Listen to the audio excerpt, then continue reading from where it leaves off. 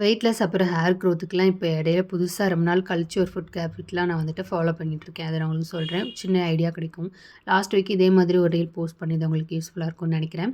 இதில பார்த்தீங்கன்னா, காலையில எந்திச்சோனே ஒரு ஆப்பிள் அப்புறம் ஓவர்நைட் ஓட்ஸ் இருக்கு. ஓவர்நைட் ஓட்ஸ் எப்படி ப்ரிப்பேர் பண்ணேன்னா, 1 கப் ஓட்ஸ் அதே அளவிலே வந்துட்டு பால் எடுத்துட்டேன். அப்புறம் வந்துட்டு 1 டேபிள் ஸ்பூன் யோகர்ட் எடுத்துட்டேன். அப்புறம் ஃப்ளேவருக்காண்டி ஸ்வீட் ஹனி எதுவுமே நான் வந்துட்டு சேர்க்கல. இதில பார்த்தீங்கன்னா, நான் கொக்கோ பவுடர், வெண்ணிலா எசன்ஸும் ஆட் பண்ணிக்கிட்டேன். அந்த ஃப்ளேவர் நல்லாயிருக்கும் சாப்பிட்றதுக்கு. அதுக்கப்புறம் நான் வந்துட்டு சீட்ஸ்லாம் மிக்ஸ் பண்ணி வச்சுருப்பேன். அதிலேயே இந்த ட்ரை கிரேப்ஸ் வந்து இருந்தது. அதையுமே போட்டுட்டேன். இது வந்துட்டு நல்லா ஓவர் நைட் சோக் ஆச்சுன்னா, கூட சாப்பிடும்போது அதுவே நல்லா ஸ்வீட்டா இருக்கும்.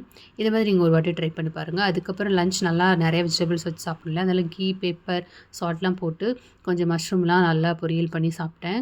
புளிக்குழம்பு வச்சுருந்தேன். வாழைக்காய், கருவேப்பிலலாம் போட்டு எக்கு. அதுக்கப்புறம் அப்பப்போ ஸ்வீட் கிரேவிங்ஸாக இருக்கும். அது சாப்பிட்டதுக்கப்புறம் எனக்கு நல்லா ஸ்வீட் சாப்பிடணும் போல இருக்குல்ல. அதனால எள்ளு கருப்பட்டி வந்து உருண்டைய எப்பவுமே உருட்டி வச்சிருப்பேன். அது ஒண்ணு சாப்பிட்டாச்சு, ஒரு உருண்டை. அதுக்கப்புறம் நைட்டுக்கு நல்லா கிரீமியா பட்டர்லாம் போட்டு சூப்பரான சூப் ரெடி பண்ணியாச்சு.